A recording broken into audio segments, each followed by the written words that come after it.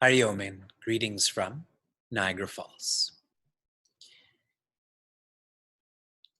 Yesterday I spoke on mindful eating.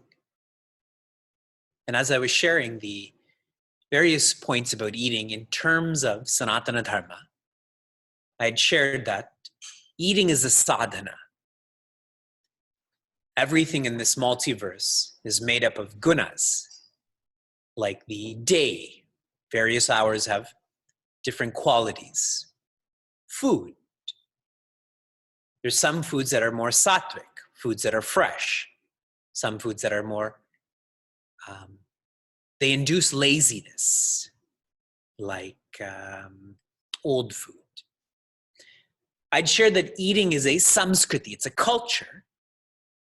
Your stomach, 50% of your stomach should be filled with solids, 25% with liquids, and that too after your meal. And then 25%, so you're all thinking logically, gas, right? 25% should be empty. So the solid and liquid can mix for your digestion. As I was sharing these thoughts, at the end of the satsang, someone had asked, this attention to food, isn't it causing us to be more deep in Maya? Food is supposed to be relative. You're making us think so much about food. My response to that was, when we engage in any activity, any verb, where our body and mind are in the same place, which is generally described as mindfulness, where we're focused, that discipline makes us quiet. Do you agree? When your body and mind are in the same place, when you're focusing, your mind is quieter. Shoveling the driveway, driving, speaking, listening. And the quieter one is, the more one experiences their own self. The ananda that is our nature. So is mindful eating pulling us deeper into Maya? We're already very deep in Maya. Mindful eating will help us come out of that carelessness. And how this relates to our course. Do you like my introductions? I always take up a subject and then slowly introduce the course. Is that we're engaged in a kata. We're engaged in a story, in history, a biography. And this is all encouraging all of this to help us be more disciplined. How people like Rishi Kapila lived. How Archie Devi was selfless. When we are disciplined, we will be quieter. We've been immersed in Bhagavatam for 1 year now. Is your mind quieter? And you will be happier because you'll be feeling God in your own heart. Reviewing last week, a yajna is where Bhagavan is invoked. Yes? And that's why when you go to a mandir or an ashram, you can smell the remnants of it, of a yajna, the wood, the butter. But you have to go deeper into the Vedanta. What is the English word for yajna? English word for yajna. Sacrifice is typically what we say and read, but what this feels like is dedication. You will not sacrifice unless you are dedicated, yes? And if there's dedication, you will sacrifice. So that's why the feeling behind this is dedication. And whatever you're dedicated to, if you're dedicated, you will feel happiness. Yes? People who are dedicated to reading, people who are dedicated to serving, people who are dedicated to their family. Where there's dedication, there is happiness.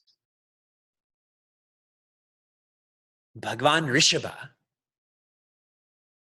he is Bhagwan Vishnu that emerged, that was invoked from this yajna. And he is happiness, which is why his name is Rishabha. He's the best. And Bhagwan Rishabha came with the purpose of being a role model for grahastas, for people like us who have this propensity to project happiness onto our spouse, our kids, our job, our home. He is happiness. And the message for us is to be happy and then be a grahasta. Don't depend on being a grahasta for being happy. That will not work. That will only create confusion and sadness. And later on, Bhagwan Rishabha's purpose is to show how a sannyasi should live. So to be a role model for grahastas, for sannyasis. And I gave you some thoughts about how he kept a piece of stone in his mouth, to eat less, to speak less. And I'll share more now. In my excitement, I forgot our prayers.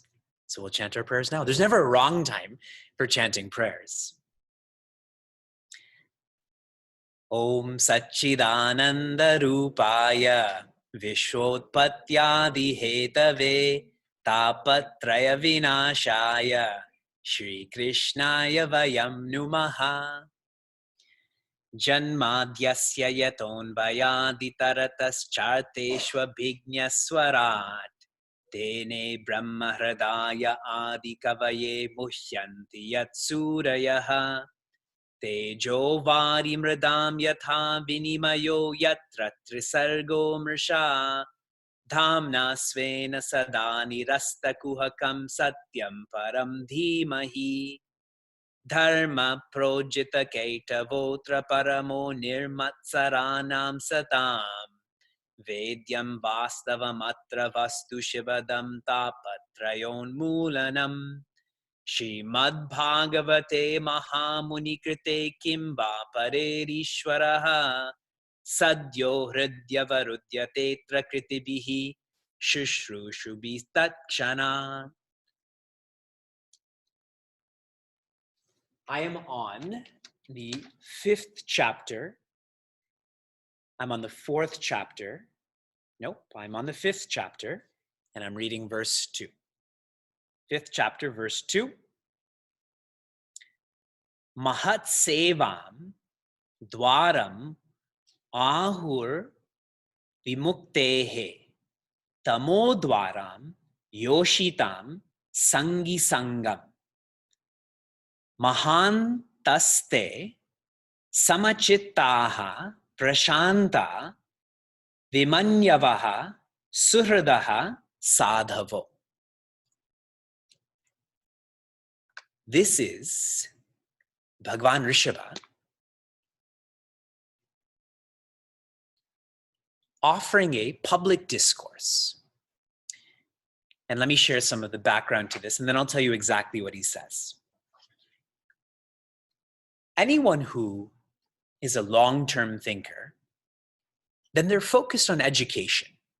They're focused on policy because they know that their actions or their body is finite, started and ended.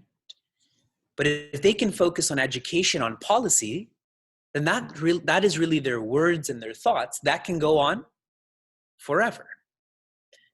So Bhagwan Rishabha was often invited to speak publicly about happiness, about discipline, about how to live. In one particular discourse, he's talking about two gateways. One gateway to moksha and one gateway to naraka. So tell me, what do you think the gateway, the key to enlightenment is? And he shares here, the gateway to enlightenment is to serve Mahatmas, to serve the great. Because if you're serving them, you're going to think like them, speak like them, act like them. So that's shared. And the gateway to Naraka, you should serve those people who are indulgent. You should be around them. You should live with them. That will lead us to Naraka, to sadness. Then he describes who a Mahatma is. Because we may be thinking, yeah, we're Mahatmas. People should be serving us, correct? So I'll give you who a Mahatma is, and you can check it off. I'll tell you in advance to take out the red marker before the green marker comes out, okay? Samachittaha. What does that mean? Someone who's ever balanced. When you wake up and there's been a snowstorm in the morning, you still smile. Prashanta. See, a lot of people have the name Shanti as an example. But here it's prashanta. Pra means fully peaceful. We're peaceful when context is well. We're peaceful when we're sleeping. Prashanta that is one's nature. The next one is lovely. Vimanyavaha. One who is not annoyed. That's where the red marker really comes out, correct? And specifically when we're driving. Yes, people are driving too fast, too slow, no good songs on the radio, you're hangry. So never annoyed. And I don't like thinking about not or never. So what is the opposite of being annoyed? Happy, accepting. Whatever you're accepting of, you're not annoyed by. Whatever you're not accepting of, you are annoyed by, correct? And finally, suhridaha. Show me your hridaya. And suhridaya means large-hearted. They are balanced, they are peaceful, they are accepting, and they are large-hearted. Now, making this more simple, how do you know if someone is large-hearted or not? They have no expectations. They do not live for reciprocity. Because they're large-hearted, they just focus on giving and not getting. So this is what Bhagavan Rishabha shares with all of the people in the public, and he's really sharing that with us. That if we want to be enlightened, we have to live with and for people who are like this. And if we want to be miserable, do nothing. If we want to be miserable, then we should live with and for people who are indulgent. An indulgent person doesn't know that they're happiness. So they keep on inputting more and more and more. There's many more teachings from Bhagavan Rishabha, but I'll tell you what one of his main messages is that we are not the body. How many of you agree with this teaching, that you're not the body?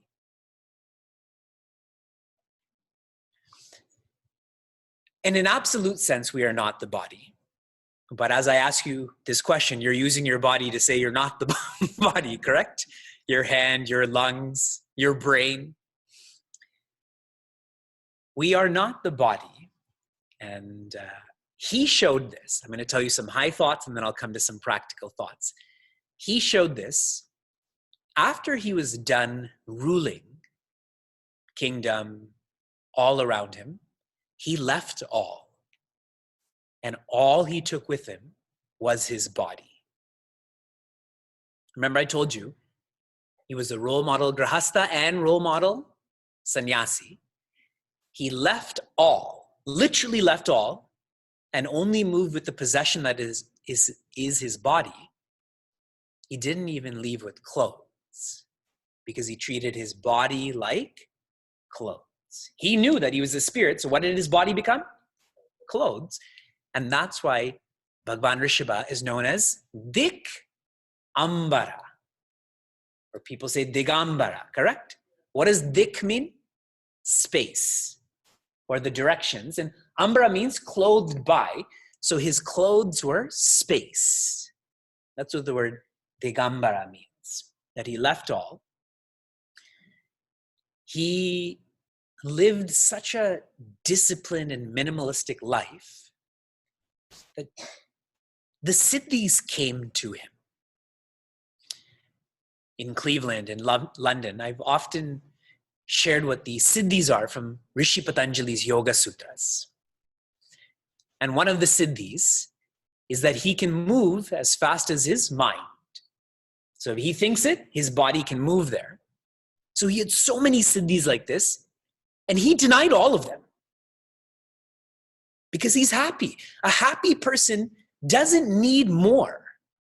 You can't add to them. So he never used any of these. So now how can we relate to all of this? How can we practice all of this? I'm going to tell you about 3 vratas, okay? And I had shared these thoughts in the mindful eating satsang. As I share these 3 vratas, you have to choose one of them. First nod, and then I'm going to teach. Yes, you're going to choose one of these vratas. Okay. I'm such a shady salesperson. Just sign, and then I'll tell you what you're going to get. So I'll start with hard and come down to easy. Vrata number 1. Eating in mauna. At least 1 meal a day, you should eat in silence. Now, silence means I'm eating and texting. I'm eating and watching TV. It means you're eating with yourself. No reading, no talking, no writing. At least 1 meal a day. And the best meal you can do to test yourself is lunch. Because if you're in your workplace, as an example, and there's lots of people around, especially now you have Christmas parties, eat by yourself. And you will feel so much judgment. But then you'll remember, Bhagavan Rishabha, he was so comfortable with himself that he didn't even need clothing. Yes. We should make that one of our raws. We'll do it next semester, that you can't comb your hair. That you have to wash it so it's very light and frizzy, and then you can't comb it. All of the people with no hair, yes, done. It's the same all the time. Here's your second vrata, okay? I went from high to medium. Your medium vrata is eka, eating in eka. So you have mauna vrata, this is called eka vrata. Whatever you take on your plate, you can't go back for more. Single servings, okay? So if you have 1 chapati and you want another, finish, door, kitchen closed. So, eka vrata. And don't we buy packages that say single serving? So we take 2 of them. 2 single servings. And here's your light vrata. This is called khanda vrata. Khanda means broken, yes? In English, this would be intermittent fasting. That you have to come down from 3 meals a day to 2 meals a day. And I try to practice this. I try to eat lunch and dinner. Like I had no breakfast today as an example. And so my digestive system has 16 hours off then. That'd be sweet, eh? You have 16 hours of doing nothing. So these are vratas that will help us feel that we are not the body. Okay? The message is not to be Digambara. You will be arrested if you try to take this literally. That's why this is called Vedanta in Bhagavata, for you to think how to practice this. After Bhagwan Rishabha finished being the ideal grahastha, the ideal sannyasi, he made his eldest son the next leader. And what was his name? Bharata. I shared with you last week, Bharata was so great that our country, our land became known as Bharat. Exactly so. Bharata. And Bharata was so great because he was a servant of Bhagwan. Just like another Bharata that we studied, no? When Bhagwan Rama's brother left the jungle to come back to Ayodhya, what was on top of his head? Bhagwan Rama's feet were on top of his head, that he is a servant. Bhagwan Rama would not live in a kingdom, so where did Bharata live? Outside of Ayodhya. Bhagwan Rama was sleeping on the ground, so where did Bharata sleep? Underneath the ground. We all know how great Bhagwan Rama's brother is. This Bharata is the same way. A servant of Bhagwan. And just like his father, when he completed his responsibilities as a grahastha, he distributed those responsibilities. And that is a lovely thought. Earlier I was talking to someone how, if you look around Chinmaya Mission, most of our boards tend to be older people. And sadly, that part is generally okay, but sadly, most of our boards are devas or males. I have found that in my programs, 2/3 of the participants are devis, yet I don't think 2/3 of the decision makers are devis. That's for all of you to think about in terms of your own leadership, your own centers. So coming back to my point is that he distributed those responsibilities. For someone to never give you a responsibility inhibits your growth, correct? I think I shared with all of you that Vyasa had his report card given to us in November. And he did well in all aspects other than 2. One of them we knew, and that was following rules. We could have told his teachers that in advance. The second is that he has not learned to put his shoes on by himself. Now imagine, and he's only 2 years old, but imagine I put his shoes on for him for the next 10 years. I'm doing him a service or disservice? Disservice, yes? Because he's going to keep on depending on me. I should give him that responsibility. It'll be slow, he'll put his shoes on wrong, and he'll cry. But eventually, it'll be fast, it'll be right, he'll be happy. So for all of you to think, are you distributing your responsibilities? A lot of fine details in leadership. And he went and lived in the jungle. And one day, and this is a fascinating story, one day he was, when you're in the jungle and stories begin, tell me the scene, where were they sitting? Either a tree or a river, correct? That's where Bollywood movies happen too, right? They're always singing around trees or it's raining. So Raja Bharata, he is by a river and he's just watching the water flow. And he sees this beautiful deer. And this deer is pregnant. And all of a sudden, there's a roar of a lion. So this pregnant deer who's on one side of the river jumps, just instinctually jumps, like fight or flight.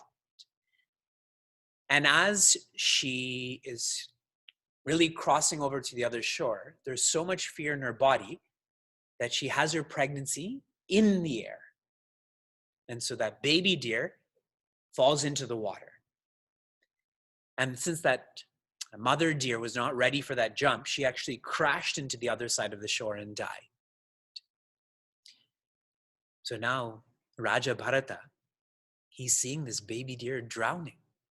And so he jumps into that water and saves that deer. And from then onwards, starts to take care of this deer. Mother has died, he's there. And every day, he becomes more what to that deer? Attached.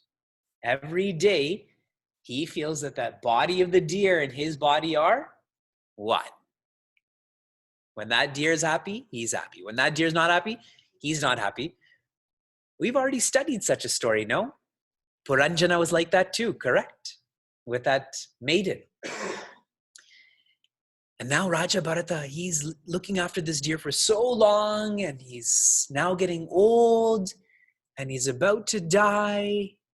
And the last thought he has right before he dies is that deer. Who is going to look after that deer when I die? Now, many of us have studied Bhagavad Gita together. The last thought you have becomes your trajectory thought for your next body, yes? My laptop is 5 years old. When this laptop doesn't work, I'm going to pull out that software and it's going to become the new software for my next laptop because it's precious to me. So this Raja Bharata, the servant of Bhagavan, is now born as a deer. And if you're noting the details of Vedanta here, a stone will become a what? Plant. The plant will become a what? Animal. The animal will become a what? Human. The human will become a what? Deer. A human is known as a yoga yoni, which means we can evolve or devolve. So we should be careful about how we treat animals because we may become an animal. Our family member may become an animal. Now, why did this happen? Servant of God attached to this deer, throughout the details of Srimad Bhagavatam, what is shared is prarabdha. Prarabdha is why this has happened. Now, all of you think, you're all sincere seekers. Why do you have hard times? Why do people you care about leave you? And on and on and on. It's your prarabdha. You may not deserve that in this lifetime because in this lifetime, you've lived in a sattvic way, in a noble way. But that's one lifetime out of millions and billions. What is the best strategy with prarabdha? Accept. We call that prasada buddhi. Accept cheerfully. And when you do, okay. Today I'm flying to Bharat. My flight is at 6:45. Imagine I get to the airport. And then right as I look at that big screen at the Toronto airport that's pointing me out to the gate, it says, I'm watching the screen and it goes delayed to 10 p.m. Now, what are my choices there? I should fight Delta Airlines. I should change the weather. If I don't accept the delay in this flight, all I'm going to be thinking about is, why me? What can I do? And on and on and on. But if I accept or prasada buddhi, my mind is quiet then, correct? Watch a movie. Free Wi-Fi. And when your mind is quiet, you feel the grace of God. As soon as Raja Bharata was born as a deer, through the grace of Bhagavan, he thought to himself, what did I do? I went from a servant of God to being attached. So he actually, the way he was living in the jungle as a sannyasi, as a deer, he started living the same way. He left his family, ate in a simplistic way. And soon enough, that prarabdha as a deer came to an end also. And this time, he was born as Bharata again, but he was born as Jada Bharata. Jada means dumb, inert. You know why he was born as Jada Bharata? Because he'd finished his responsibilities, and if he was born as awesome Bharata, he'd have to go back to those responsibilities. And this actually leads us to our completion this year, because Jadabharata, he shares with another Raja, another leader, some deep Vedantic teachings, which I don't want to introduce now. I want us to be ready for this. One last practical thought. I had shared that Raja Bharata was a servant of Bhagwan. If you're a servant, that means you've given all that you have away. You've given all that you are away. I believe it was Mother Draupadi who questioned the Kauravas, saying that my husband is already a servant. What right does he have to give me away? So here, if he's already given all that he has away and all that he is away, how can he claim that this deer is mine? Yes? Contradiction, a hypocrisy there. Another thought. Him being born as a deer is really his prayaschitta karma. What does prayaschitta mean? Atonement or rehabilitation. When I've thought and spoke and acted in a wrong way, then I have to atone for that. I have to rehabilitate myself. How do you know if you've done this efficiently? It's when you learn not to do that again. But if you do it again, you've actually never gone through that rehabilitation, isn't it? If I'm an alcoholic, I go to Alcohol Anonymous, I finish my program, but I go back into being an alcoholic, then I've really not immersed myself in that program. But here we see he went from Raja Bharata to Dear Bharata to Jada Bharata, so he did engage in his prayaschitta karma. Now this is especially important for us because the new year is coming, and what do we do in December? We make resolutions, and what do we do at the beginning of January? Break those resolutions. No prayaschitta. See how perfectly this teaching has come at the end of December. We have completed our first year of Srimad Bhagavatam. We've gone through 5.5 skandhas, cantos, Ramayana. We've gone through 5.5, and who have we had the grace of being with? Avatar 0, Bhagwan Narayana. Avatar 1, Bhagwan Brahma.